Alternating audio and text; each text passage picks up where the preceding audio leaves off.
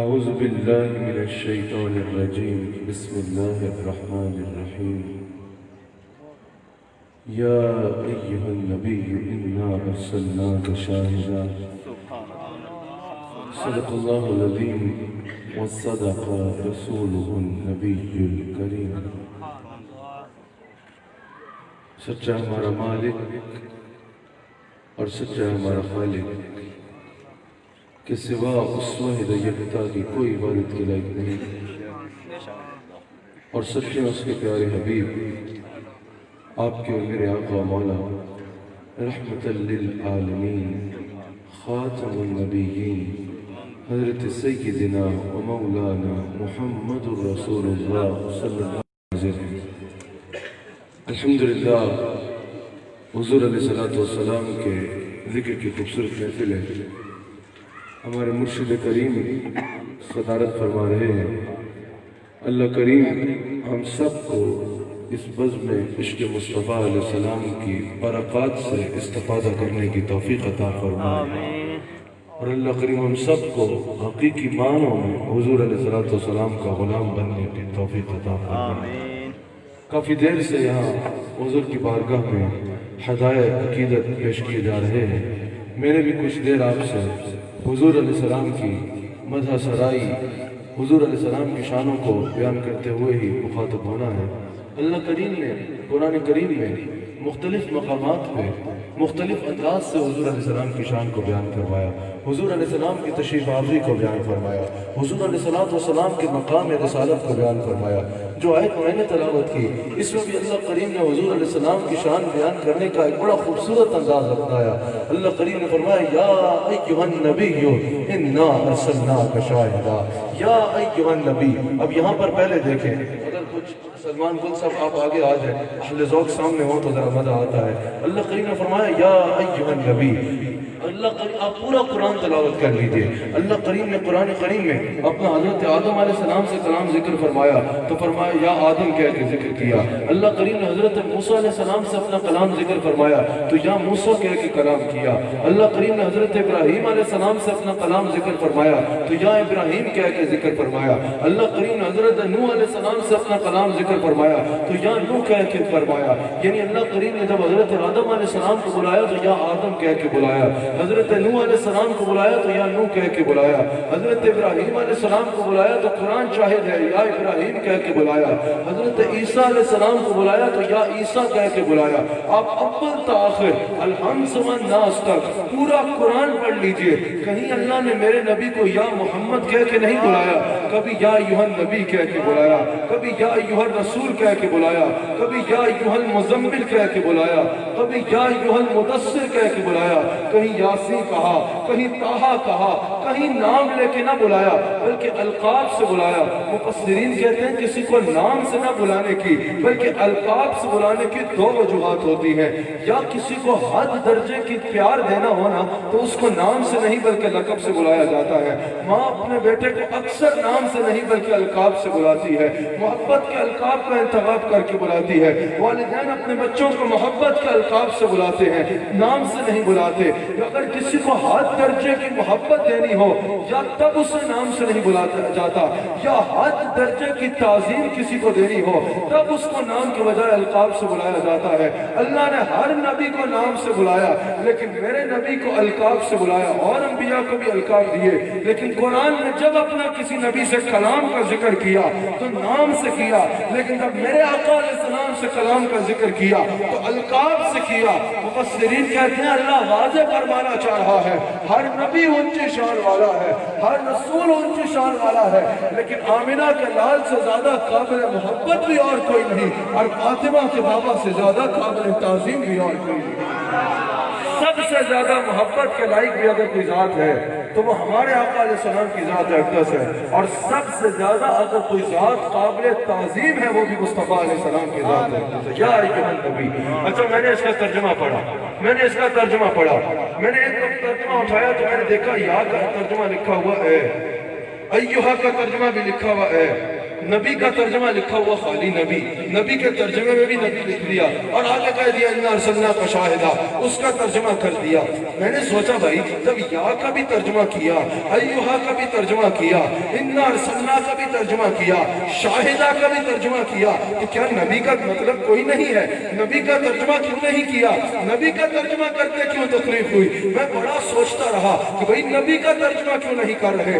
پورے قرآن کا ترجمہ کر دیا۔ سلمان گل صاحب پہلے میں نے سوچا کہ شاید عربی کمزور تھی، شاید عربی کمزور تھی، اس وجہ سے نبی کا ترجمہ نہ کر پائے۔ پھر میرے ذہن میں خیال آیا اگر عربی کمزور ہوتی تو پورے قرآن کا ترجمہ نہ کرتے، پورے قرآن کا جب ترجمہ کر دیا تو کیا ایک لفظ نبی ہی اتنا مشکل تھا کہ اس کا ترجمہ نہ ہو پایا؟ پھر میں نتیجے پہ پہنچا عربی نہیں کمزور، ایمان کمزور ہے۔ اگر نبی کا ترجمہ کر دیتے تو اپنے عقائد کہاں جاتے، کیونکہ نبی کسی اور کو نہیں کہتے، نبی کا مطلب ہی یہ ہے غیب کی خبریں دینے والا، غیب کی خبریں دینے والا۔ میں نے کہا کس منہ سے ترجمہ کرتے، کیسے ترجمہ کرتے، پھر اپنے عقائد کی گٹھری کہاں جا کے بیچتے؟ اگر نبی کا ترجمہ کر دیتے، کہا بھئی نبی کا مطلب خبر دینے والا ہے۔ میں نے کہا نبی صرف خبر دینے والے کو نہیں کہتے، اگر صرف خبر دینے والے کو نبی کہے، عام خبر دینے والے کو نبی کہے۔ آج ہم گوگل میں دنیا کا کچھ بھی چیز ڈال دیں، گوگل ہمیں گھر بیٹھے خبر دے دیتا ہے۔ نبی سے کوئی یہ نہیں پوچھتا کہ آج کتنے ڈگری ٹیمپریچر ہے، نبی سے کوئی یہ نہیں پوچھتا کہ فلاں علاقے کا ڈرائیونگ لائسنس کہاں سے لینا ہے، نبی سے کوئی یہ نہیں پوچھتا کہ فلاں علاقے میں ڈرائیو کرنے کے اصول کیا ہے، نبی سے کوئی سٹاک ایکسچینج کے بارے میں نہیں پوچھتا۔ یہ تو وہ ساری باتیں ہیں جو ہم آنکھ سے دیکھ سکتے ہیں، نبی خبر ہی وہ دیتا ہے جو عام آنکھ دیکھ نہ سکے، جو عام ذہن سوچ نہ سکتے، جو عام انسان جہاں پہنچ نہ سکے، اس کو غیب کہتے ہیں، اور اس غیب کی خبر دینے والے کو نبی کہا۔ اے میری غیب کی خبریں دینے والے حبیب علیہ السلام۔ مجھے پتا ہے جب انسان کرسی پہ بیٹھتا ہے نا تو نخرے اور ہو جاتے ہیں۔ کرسی بڑی عجیب چیز ہے، ہم نے بڑوں کو دیکھا ہے، بڑے بڑوں کو دیکھا ہے، کرسی سے پہلے معاملات اور ہوتے ہیں اور کرسی ملتے ساتھ ہی حالات بدل جاتے ہیں، لیکن یاد رکھنا پھر جب یہ کرسی چھوٹتی ہے نا اس وقت جو حالات ہوتے ہیں اللہ کی پناہ۔ اس وقت آپ کرسیوں پہ بیٹھے ہیں لیکن ایسا مزاج نہ بنائے جیسا اس کرسیوں والے کا ہے۔ ذرا ہاتھ اٹھا کے اپنے آقا کا نام لو، نعرہ رسالت۔ میں قبرستان میں اپنا وقت ضائع نہیں کرتا، میں زندہ نبی کے زندہ غلاموں سے مخاطب ہوں، زندہ ہو کے اپنے زندہ نبی کے زندہ غلام سے کھل کے اپنے آقا کا ذکر سنوں، اپنے آقا علیہ السلام کا ذکر ذرا جذبے سے سننا چاہیے۔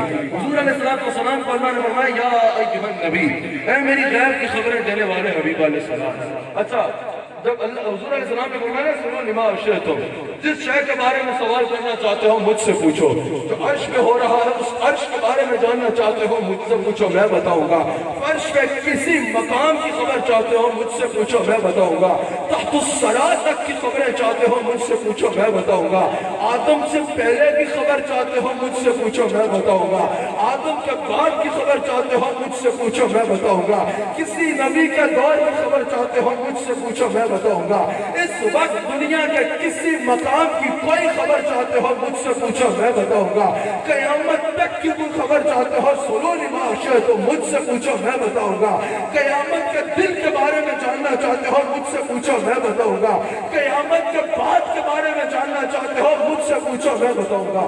مسجد نبی میں منافق بھی بیٹھتے تھے، مسجد نبی میں منافق بھی بیٹھتے تھے، دستاریں بھی پہنتے تھے، جبے بھی پہنتے تھے، داڑیاں بھی رکھتے تھے، سب کچھ کرتے تھے، لیکن جاسوس بن کے بیٹھتے تھے۔ وہ باہر نکلے، بازار میں جا کے بکواس کرنے لگے، کہا اگر علم نبی ہے، اگر کہتے ہو سب کچھ جانتا ہوں، یہ جو علم غیب پہ آج اختلاف ہو رہا ہے نا یہ اختلاف بھی کوئی نیا اختلاف نہیں ہے، جیسے علم غیب کے ماننے والوں کا عقیدہ 1400 سال پرانا ہے نا ویسے یہ اختلاف بھی 1400 سال پہلے ہوا تھا۔ وہ منافق نکلے، انہوں نے کہا سب کچھ جانتے ہیں ہمیں نہیں جانتے، کہہ رہے ہیں سب کچھ بتا سکتا ہوں ہمیں ہی نہیں جانتے، اگر اتنا علم ہے ان کے پاس تو ہم ان کی مجلس میں بیٹھتے ہیں، غلام بن کے تو نہیں بیٹھتے، مکر کرتے ہیں، اصل میں تو ہم منافق ہیں، جاسوسیاں کرنے بیٹھتے ہیں، اگر ان کے پاس علم غیب ہے تو یہ ہمیں کیوں نہیں پہچان सकते।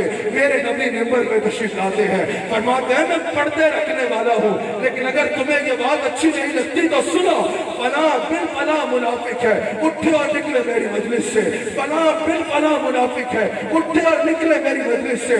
फला बिल फला मुनाफिक है, उठे और निकले मेरी मजलिस से। हुजूर फरमाते हैं तुम समझते हो मैं तुम्हें नहीं जानता, मैं सिर्फ तुम्हें नहीं जानता तुम्हारे बाप को भी जानता हूँ। और गुजारे कायद वाला सुनो, जो नबी दुश्मन के दिल में छुपे हुए बुग़्ज़ को पहचान सकता है, क्या वो गुलाम के दिल में छुपी हुई मोहब्बत को नहीं पहचान सकता? हमारा नबी हमें भी जानता है, हमारे अजदाद को भी जानता है, जो गुजर गए उनको भी जानता है, जो आने हैं उनको भी जानता है। हमारा नबी नौजवान है, सबकी बिगड़ी वाला है। सुभान अल्लाह, नबी से रिश्ता मजबूत है।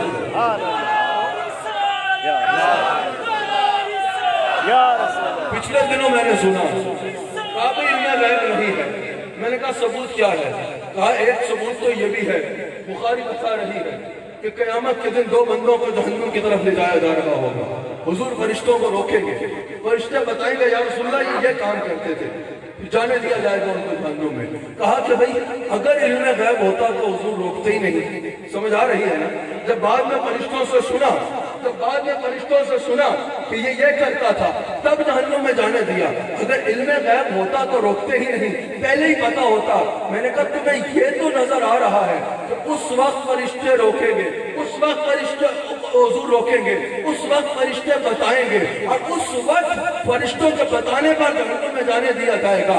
तुम उस बताने से कयास कर रहे हो, इल्म गैब नहीं है। मुझे ये बताओ 1450 साल पहले ये किसने बताया कि क़यामत का दिन होगा? उसमें फरिश्ते ये कर रहे होंगे, फरिश्ते जहन्नुम में ले जा रहे होंगे, फरिश्ते रोकेंगे। समझ आ रही है? ये ऊपर से बाहर जाती है, फरिश्ते रोकेंगे, फरिश्तों को रोका जाएगा, फिर फरिश्ते मुझे ये बताएंगे, फिर मैं कहूँगा ठीक है जाने दो। और जिसने 1450 साल पहले ये सारा वाकया बयान कर दिया और तू मुनाफिकत की ऐनक लगा के पढ़ता है, तो बिना इश्क नबी के नहीं आती बुखारी, आता है बुखारी को नहीं आती बुखारी। अगर बुखारी आती तो तू ये ना देखता कि फरिश्तों का जवाब, तू उसको मसलियत कहता। तुझे ये नजर आता 1400 साल पहले जो क़यामत की खबरें दे रहा है, उससे बढ़ के गैब का इल्म कौन रखता है? सुभान अल्लाह। अच्छा अगर अरबी आती हो ना, अगर अरबी आती हो तो फिर इनमें गैब पे इख्तिलाफ नहीं होगा। ये अबू जहल जो था ना, ये अरबी इतनी जानता था, इसको अबू हिकम कहा जाता, हिकमत का बाप। इतनी अरबी पे अबूर था, ईमान वाला नहीं था, बेईमान था, लेकिन अरबी था। उसने कहा इनकी नबूवत आजमाते, आओ आज लोगों को बताते। गुनाह काफिर था ना, लेकिन अरबी था, वो जानता था नबी कहते ही उसको जो गैब की खबरें देता। हुजूर अलैहिस्सलाम की बारगाह में आया, मुट्ठी में कंकरियां छुपा दी, कहता है अगर नबी हो तो बताओ मेरी मुट्ठी में क्या है। ये हदीस आपने सुनी होगी, मेरा तबसरा सुना। कहा कि अगर नबी हो तो बताओ मेरी मुट्ठी में क्या है। अब मुट्ठी में जो था वो क्या था? गैब था। कहा बताओ जो मेरी मुट्ठी में गैब है वो क्या है। मैंने कहा इतना तो अबू जहल भी जानता था कि अगर नबी हो तो गैब का इल्म रखते हैं। ये तो पता नहीं कहां से आए, जानता था। समझ आ रही है? इतना तो अबू जहल भी जानता था अगर नबी हो तो गैब का इल्म रखते होंगे। हुजूर ने इससे भी ऊपर की बात कही। हुजूर ने फरमाया अबू जहल मैं बताऊं तेरी मुट्ठी में क्या है, या जो तेरी मुट्ठी में है वो तुझे मैं कौन हूं? तक भी आपने सुना है, आगे मेरा तबसरा सुनो। कहा कि मैं बताऊं तेरी मुट्ठी में क्या है, या जो तेरी मुट्ठी में है वो बताए कि मैं कौन हूं। सिर्फ ये मुआवजा नहीं है कि पत्थरों ने कलमा पढ़ा।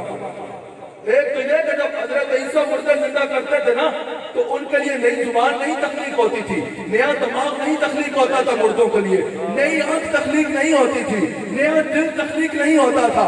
वही रूह पलटी भी वापस आ जाती थी और वो बोलने लग पड़ते थे। मेरे नबी की एक तवज्जो से पत्थरों में जान भी आ गई, पत्थरों में जुबान भी आ गई, पत्थरों में कलमा पड़ा, पत्थरों में इल्म भी आ गया। लेकिन बात मेरी ये नहीं है, वो हुजूर का इल्म आजमाना चाह रहा था कि जो मुट्ठी के अंदर है बताओ वो कौन है। अब अगर मैं किसी को यहाँ से उठा के किसी कमरे में बंद कर और बोलूं कि बताओ कमरे के बाहर कौन है, वो बता सकेगा नहीं।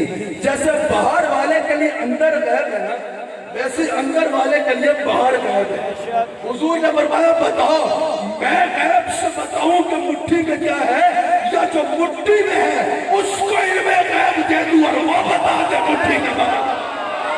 میرے نبی کی ایک توجہ سے پتھروں میں جان آتی ہے، پتھروں میں زبان آتی ہے، پتھروں میں علم آتا ہے، وہ علم غیب بنتا ہے اور مٹھی میں بند کنکریاں بتاتی ہے اور منافق اور کافر اللہ کے سچے رسول ہیں۔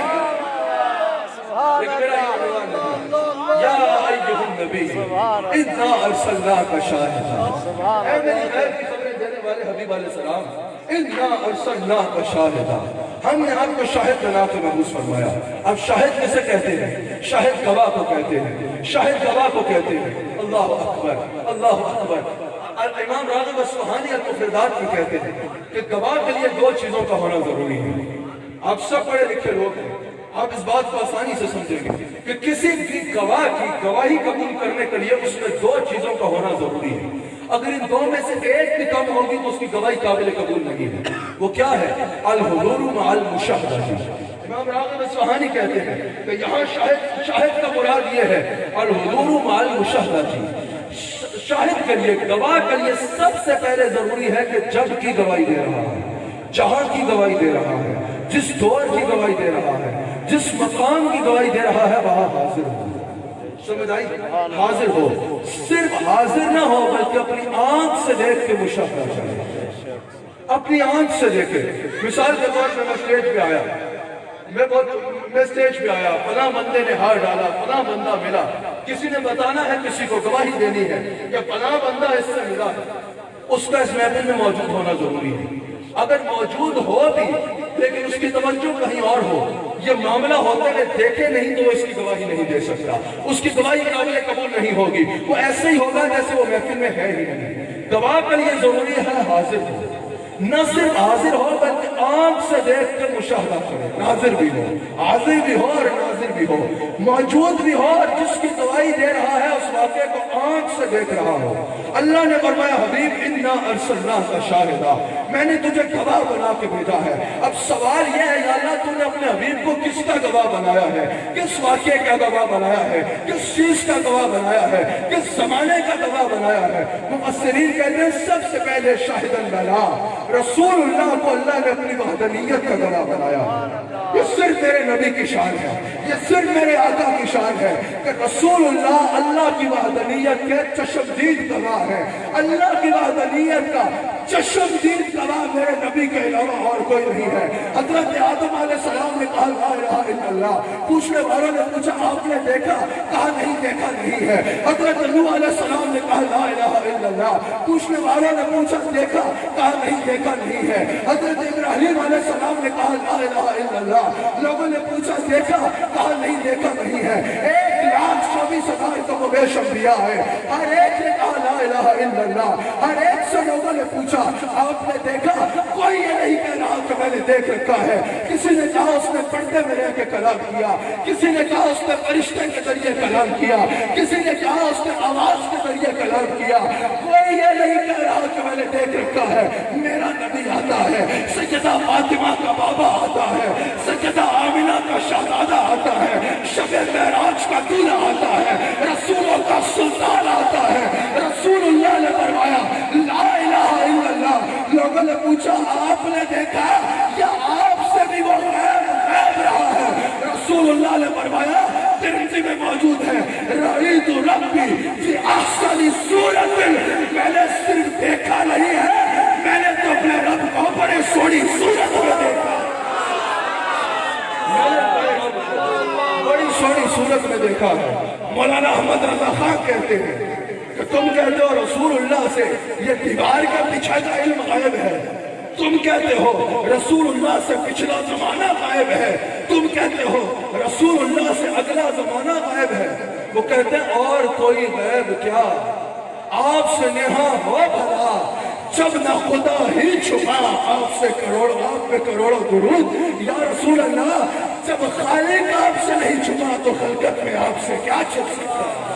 ایک ہوا شاہد اللہ رسول اللہ بری خدائی میں واحد وہ ذات اقدس ہے جو اللہ کی وحدانیت کے چشمدید گواہ ہے، جنہوں نے اللہ کو جیسے اس کی شان کے لائق ہے اس نے دکھایا، اپنی ظاہری آنکھوں سے اس کا مشاہدہ کیا ہے۔ واحد میرے آقا کی ذات پاک و ذات ہے، واحد میرے آقا کی ذات و ذات ہے کہ جو اللہ کی وحدانیت کی چشمدید گواہ ہے۔ پھر مفسرین کہتے ہیں یہاں بات ختم نہیں ہوئی، وہ کہتے ہیں اللہ نے رسول اللہ کو ہر اس کا گواہ بنایا جس کی طرف بھیجا۔ اب کوئی نبی ایک قوم کے لیے آئے، کوئی نبی ایک قبیلے کے لیے آئے، کوئی نبی ایک خطے کے لیے آئے، کوئی نبی ایک وقت کے لیے آئے۔ جب میرے نبی آئے اللہ نے فرمایا وَمَا أَرْسَلْنَاكَ إِلَّا كَافَةً لِلنَّاسِ، میرے حبیب علیہ السلام آپ کو میں نے ساری انسانیت کے لیے کامل بنا کے بھیجا ہے۔ تعبیر یہاں بھی بات ختم نہیں ہوئی، وَمَا أَرْسَلْنَاكَ إِلَّا رَحْمَةً لِلْعَالَمِينَ، میرے حبیب علیہ السلام میں نے آپ کو عالمین کے لیے رحمت بنا کے بھیجا ہے۔ میرے حبیب آپ ایک قبیلے کے لیے نہیں، آپ ایک قوم کے لیے نہیں، آپ ایک ملک کے لیے نہیں، آپ ایک سلطنت کے لیے نہیں، آپ ایک وقت کے لیے نہیں۔ حبیب علیہ السلام میں نے اپنے دامن ربوبیت کے ساتھ آپ کے دامن رحمت کو وابستہ کر کے اس انداز میں پھیلا دیا ہے، اب جہاں جہاں ہماری خدائی ہے وہاں وہاں آپ کی وزارت مصطفیٰ ہے۔ میں نے ابھی وقت دیکھا مغرب کا وقت ہو گیا ہے، مجھے بات کو 2-3 منٹ میں ہی اب ختم کرنا پڑے گا، ورنہ بات تو ابھی شروع ہوئی ہے، مجھے یہیں پہ 2-3 منٹ میں بات کو ختم کرنا ہوگا۔ تمام عمر کہا پر مدح باقی ہے، ورق تمام ہوئے پر مدح باقی ہے، سفینہ چاہیے اس بحر بے قرار کے لیے، کبھی فرصت سے سن لینا طویل ہے داستان میری۔ اب مجھے جلدی اختتام کرنا ہوگا کیونکہ 3-4 منٹ ہی غالب المغرب میں رہ گئے ہیں، میں نے 3-4 منٹ میں ہی بات کو سمیٹ لیتا ہوں، اب اس موضوع کو آگے نہیں چلاتا، شکر ہے میں نے وقت ابھی دیکھ لیا، موضوع کو آگے نہیں چلاتا، ایک بات کر دیتا ہوں۔ چلو یہ ثبوت تو آپ سنتے بھی رہتے ہیں کہ حضور حاضر و ناظر ہے، سنتے رہتے ہیں کہ حضور آج حاضر و ناظر ہے، اس سے اوپر کی بات کرتے ہیں، حضور صرف آج حاضر ناظر نہیں ہے۔ میں آپ کو وہ بات سناؤں نا تو کسی اور نے نہ سنائی ہے، کیا خیال ہے؟ حضور صرف آج حاضر ناظر نہیں ہے، حضور تب بھی حاضر و ناظر تھے۔ اہمی ایسی تالیاں نہیں بجانتے، قرآن و حدیث سے ثابت کریں گے، حضور تب بھی حاضر و ناظر تھے جب حضور کا میلاد بھی نہیں ہوا تھا۔ تمہیں اس سے تکلیف ہوتی ہے، نعروں کا ٹائم نہیں، میری بات پوری ہو جائے ٹائم میں تو بڑی بات ہے، تمہیں اس سے تکلیف ہوتی ہے نا حضور آج حاضر ناظر ہے یا نہیں؟ آؤ ہم قرآن سے ثابت کرتے ہیں، حدیث سے ثابت کرتے ہیں، حضور اس وقت بھی روحانی طور پہ حاضر و ناظر تھے جب ظاہر نبی حضور کا میلاد بھی نہیں ہوا تھا۔ میں ثابت کروں، میں فکر رہوں، حضور اس وقت بھی حاضر و ناظر تھے۔ اللہ نے فرمایا یا ایھا النبی انا ارسلناک شاہدا، اب یہاں کاف ضمیر جو ہے نا، اگر علماء بیٹھے یہاں کاف ضمیر ذوالحال ہے، جیسے اگر تو کہے رأیت زیدا راکبا، میں نے زید کو دیکھا اس حال میں کہ وہ سوار تھا۔ اب یہاں ڈرامیٹکلی اگر کوئی یہ سوال کرے گا کہ زید کہاں سے سوار ہوا، زید پشاور سے سوار ہوا یا پنڈی سے سوار ہوا، یہ سوال ڈرامیٹکلی غلط ہوگا، کیونکہ کہنے والا کہہ رہا ہے رأیت زیدا راکبا، میں نے زید کو سوار ہوتے دیکھا نہیں ہے، رأیت زیدا راکبا، میں نے زید کو اس حال میں دیکھا کہ وہ سوار تھا۔ تو یہ جملہ بتا رہا ہے میں نے زید کو ابھی دیکھا، زید میرے دیکھنے سے پہلے سے سوار تھا۔ اسی طرح یہاں کاف ضمیر ذوالحال ہے، اللہ نے فرمایا انا ارسلناک شاہدا، حبیب تمہیں بھیجنے کے 40 سال بعد شاہد نہیں بنایا، تمہیں بھیجنے کے 40 سال بعد نبوت نہیں دی، تم اس شان کے ساتھ آئے، تم آئے تو 1400 سال پہلے ہو، لیکن جب سے آدم زمین میں آیا ہے اس سے پہلے سے تم حاضر بھی ہو اور ناظر۔ ایک اور آیت اور ایک اور حدیث بخاری سمجھ میں پیش کرتا ہوں، اللہ کریم قرآن کریم میں فرماتا ہے میرے حبیب کو کیا ہی حال ہوگا، ویسے وہ ہوگا بھی کیا ہی حال، کیا ہی حال ہوگا، اس پر بات نہیں چاہتا، اس پر بات لمبی ہو جائے۔ اللہ نے فرمایا حبیب کو کیا ہی حال ہوگا، میں اصل میں جو ہے نا وہ کیفیات سے بولتا ہوں، میرا گفتگو کا انداز کیفیات سے ہوتا ہے، مدینہ شریف سے ورق آ رہے ہوتے ہیں اور میں یہاں بیان کر رہا ہوں، یہی تو وجہ ہے دنیا حیران ہوتی ہے، صبح ہو دوپہر ہو شام ہو، پاکستان ہو یورپ ہو امریکہ ہو، برطانیہ ہو یا گلف کنٹریز ہو، تم جہاں جاتے ہو یہ مجمع کہاں سے لگ جاتے ہیں، ہم یہی کہتے ہیں تو بھائی بات یہ ہے، ہم اپنے ڈنڈورے نہیں پیٹتے میں یہ تو میں وہ، ہم بات کرتے ہیں رسول اللہ کی، تو میری بات بن گئی ہے آپ کی بات جڑیاں گڈیاں آپے اڑیاں کیا بھائی، جڑیاں گڈیاں آپے اڑیاں کدے نہ چڑھن اونچائیاں، اور جڑیاں سائیاں آپ اٹھائیاں مڑ تھلے نہ آئیاں۔ میں بات ختم کر رہا ہوں، پھر یہی اذان ہوگی، ایک اذان سننا ضروری ہے، یہاں اذان ہوگی اور ہم یہی جماعت سے نماز پڑھیں گے، دو باتیں کر کے، ایک آیت کا ترجمہ اور ایک حدیث صاحب کے آگے بیان کر کے۔ اللہ فرماتا ہے حبیب کو کیا ہی حال ہوگا جب ہر امت کو لائیں گے ایک گواہ کے ساتھ، اور پھر سب کے حق میں آپ کی گواہی قبول کریں گے۔ اس آیت کو پھر حضور نے حدیث سے بخاری میں موجود ہے سمجھایا، حضور نے فرمایا جب میدان محشر ہوگا نا، اللہ امتوں سے پوچھے گا نیک کام کیوں نہیں کیے، بندے نے پتر گویا کہ کیوں نہیں بڑھے، اچھے کام کیوں نہیں کیتے، امتیں کہیں گے یا اللہ تیرے نبیوں نے تو ہم تک پیغام پہنچایا ہی نہیں، تیرے نبیوں نے تو ہم تک تیرا پیغام پہنچایا ہی نہیں۔ اللہ نبیوں سے پوچھے گا پیغام پہنچایا، نبی کہیں گے ہاں یا اللہ ہم نے پہنچایا۔ ایک منٹ انتظامیہ بھی رک کے میری بات سنیں، میری گفتگو کے آخری جملے ہیں، اپنے دلوں کو کاسا بنا لو، میں عشق مصطفیٰ کی میں پلا رہا ہوں، میں جو عشق مصطفیٰ کی میں پلا رہا ہوں وہ بھرو، تاکہ پھر یہی اذان ہو اور ہم نماز سے نماز ادا کریں۔ اللہ تعالیٰ امتوں نبیوں سے پوچھے گا تم نے پیغام دیا، نبی کہیں گے یا اللہ ہم نے ڈیوٹی پوری کی۔ اللہ تعالیٰ فرمائے گا تمہارے پاس کوئی گواہ ہے، سب نبی یک سوال ہو کے کہیں گے یا اللہ تیرے حبیب اور ان کی امت ہماری گواہ ہے، ظاہر امت تو حبیب کے بتانے سے ہے، سب نبی کہیں گے یا اللہ تیرے حبیب ہمارے گواہ ہے۔ اور بخاری میں حدیث موجود ہے، حضور فرماتے ہیں میں گواہی دوں گا سب نبیوں کے حق میں، میری گواہی قبول ہوگی۔ اب میں اگر کہوں کہ 4 سال پہلے میں گلزار قائد میں آیا تھا، 4 سال پہلے میں گلزار قائد میں آیا تھا، افضل نے میرا بٹوا چڑا لیا تھا، 4 سال پہلے میں گلزار قائد آیا، افضل نے میرے حق میں بہت بڑا ڈاکہ مار دیا، میرا بٹوا چڑا لیا، لوگ بولیں گے تمہارے پاس کوئی گواہ ہے اس واقعے کا، میں بولوں گا ہاں میرے پاس گواہ ہے، وہ بولیں گے کون ہے تمہارا گواہ، میں بولوں گا میری بیٹی نالین فاطمہ ہے، میری بیٹی ہے نالین فاطمہ، وہ میری گواہ ہے کہ میرے ساتھ کیا ہوا تھا۔ لوگ بولیں گے بیٹی کی عمر کیا ہے، میں بتاؤں گا بیٹی کی عمر کم و بیش 3 سال ہے، وہ بولیں گے عقل کو ہاتھ مار، 3 سال کی بچی 4 سال پرانی گواہی کیسے دے سکتی ہے؟ میں نے کہا کیوں نہیں دے سکتی، کہا کیونکہ ہے 3 سال کی، 4 سال پرانی گواہی کیسے دے گی؟ اور رسول کہہ رہے ہیں آدم کی گواہی میں دوں گا، موسیٰ کی گواہی میں دوں گا، ابراہیم کی گواہی میں دوں گا، عیسیٰ کی گواہی میں دوں گا، موسیٰ کی گواہی میں دوں گا۔ میں نے کہا یا رسول اللہ ولادت بعد تو 1450 سال قبل ہوئی ہے، ہر نبی کی گواہی آپ دیں گے۔ حضور کا جواب قرآن و حدیث کا جواب یہی ہوگا، ارے رسول کا لباس بشر 1450 سال پہلے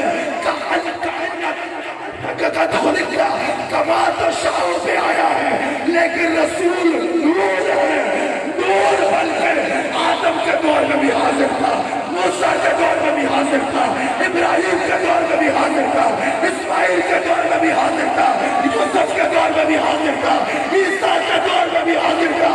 یہی تو وجہ ہے عیسیٰ کہے گا یا اللہ، عیسیٰ علیہ السلام کہیں گے یا اللہ میں نے دیکھا میرا گواہ محمد رسول اللہ ہے، ابراہیم کہیں گے میرا گواہ محمد رسول اللہ ہے۔ ابھی تو میری طبیعت لگی ہے، پہلا کہہ رہے ہیں ابھی تو میں جو تقریر کرتا ہوں نا، یہ مدینے کی طرف گاڑی چل رہی ہوتی ہے، ابھی تو گاڑی چلی تھی لیکن وقت ختم ہو گیا، تقریر اتنی ضروری نہیں جتنی ضروری نماز وقت پہ ادا کرنا ہے، اس لیے میں اپنی تقریر بس کرتا ہوں، تقریر یہی پہ ختم کرتا ہوں، پہلے سے نہیں ہوتا تو 20 منٹ بعد شروع کر لیتے، یہی پہ تقریر ختم کرتا ہوں، لیکن یاد رکھنا سنیو، اگر میرے پاس مزید وقت ہوتا میں سکینہ پہ مزید بات کرتا، اور یا رسول اللہ کہنے والوں یاد رکھنا، میں حلف دے کے کہتا ہوں اپنے عقیدے میں مطمئن رہنا، ہمارا عقیدہ پکا عقیدہ ہے، ہمارا عقیدہ سچا عقیدہ ہے، ہمارا عقیدہ مضبوط عقیدہ ہے، اور ہمارا عقیدہ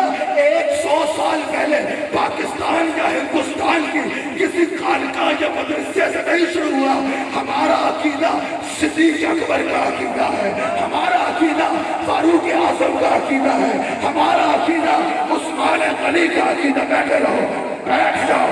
ہمارا عقیدہ مولا علی کا عقیدہ ہے. اہل سنت کے ایک عقیدے پہ ہمارے پاس قرآن و حدیث کا انبار موجود ہے. اللہ کا شکر کرو تم سننی ہو. صدیق اکبر کے عقیدے پہ ایک بات کر دوں, ہاتھ اٹھا کے بتاؤ, ایک بات کر دوں. افضل البشر بعد الانبیاء. یہ میں کسی ملا کی بات نہیں کر رہا, یہ میں افضل البشر بعد الانبیاء بالتحقیق سیدنا صدیق اکبر کی بات کر رہا ہوں. وہ جو نکھت گلزار مصطفیٰ ہے, وہ جو رونق بازار مصطفیٰ ہے, وہ جو زینت دربار مصطفیٰ ہے, وہ جو کشتۂ افکار مصطفیٰ ہے, وہ جو حاصل افکار مصطفیٰ ہے, وہ جو افضل البشر بعد الانبیاء ہے, وہ کون ہے؟ وہ صدیق اکبر ہے. آج اٹھ کے ہمیں بتایا صدیق اکبر کیا ہے. ہم مجددی ہیں اور آج اٹھ کے کرنا پڑھ کے نہیں رہ گئے. الحمدللہ 200 سال سے یہ مجدد الغزالی کی کلکا سیدنا صدیق اکبر کی عزت کا ڈنکا بجا بجا کے بیان ہمیں الحمدللہ عقیدہ پتا ہے, لیکن میرا موضوع یہ نہیں ہے. میرا آخری بات کر کے بات کو چھوڑنا. ہمارا عقیدہ وہ ہے جو صدیق اکبر کا عقیدہ ہے. ہمارا عقیدہ وہ ہے جو فاروق اعظم کا عقیدہ ہے. ہمارا عقیدہ وہ ہے جو مولانا حضرت سیدنا عثمان علی کا عقیدہ ہے. ہمارا وہ عقیدہ ہے جو مولا علی کا عقیدہ ہے.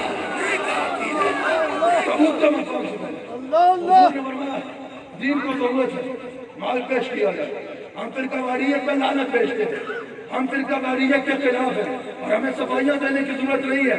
جب بھی ملک میں فرقہ وارانہ فساد ہوا ہے, الحمدللہ میرے پیر طریقت نے عیدگاہ شریف میں سب سے آگے بڑھ کے تمام مسالک کو ہاتھوں میں ہاتھ ڈال کے ایک جگہ اکٹھا کیا. ہم وحدت امت کے قائل ہیں. ہم کسی کو کافر کہنے کے یہ نہیں سمجھتے کہ ہم کہنے ہم ٹھیک ہے باقی سارے کافر, قتل کی اجازت نہیں. ہم کہتے ہیں ساری امت ایک جگہ آ جائے رسول اللہ کے نام پہ اکٹھی ہو, لیکن اپنا عقیدہ تو بیان کریں گے نا.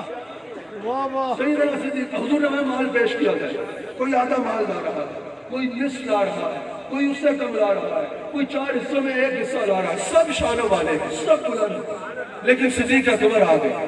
سب سے حضور پوچھ رہے ہیں کیا لے کے آ رہے ہیں. صدیق اکبر سے حضور نے پوچھا گھر کا چھوڑ کے آ رہے ہیں.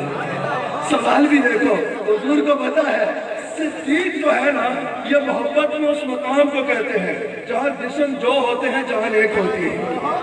جسم دو ہوتے ہیں منشور ایک ہوتا ہے, جسم دو ہوتے ہیں نظریہ ایک ہوتا ہے, جسم دو ہوتے ہیں رستہ ایک ہوتا ہے. حضور نے پوچھا ابو بکر گھر کا چھوڑ کے آ رہے ہیں. صدیق اکبر کا جواب میری آج کی تقریر کا اختتام ہے. میری آج کی تقریر کا اختتام ہے. میں کلام بھی پڑھنا تھا مجھے کہا انہوں نے, لیکن اب اتنے سنینوں کے بعد میں کیا کروں. اتنی سنوں کے بعد آپ نے بہت سن لیا, بس کدھر سنو میرے سے. حضرت صدیق اکبر سے حضور نے پوچھا گھر کا چھوڑ کے آ رہے ہیں. صدیق اکبر حضور کے سامنے کہا یا رسول اللہ ابقیت اللہ و رسولہ. یا رسول اللہ گھر میں اللہ کو چھوڑ کے آ رہا ہوں اور آپ کو چھوڑ کے آ رہا ہوں. میں نے کہا ابو بکر صدیق رضی اللہ تعالیٰ عنہ حضور سامنے بیٹھے ہیں, آپ گھر میں کہہ رہے ہیں حضور کو چھوڑ کے آ رہا ہوں. صدیق اکبر کا عقیدہ بتا رہا ہے جسم مبارک کے ساتھ حضور گنبد خضرا میں جلوہ گر ہے. روحانی طور پہ حضور ہر غلام کے گھر میں حاضر بھی ہیں, ناظر بھی ہیں. حاضر و ناظر کا شرعی معنی بھی یہ ہے کہ جسم مبارک کے ساتھ حضور مدینہ منورہ میں ہے, لیکن روحانی طور پہ نہ کوئی زمان حضور کی جلوہ گری سے خالی ہے, نہ کوئی مقام حضور کی جلوہ گری سے خالی ہے.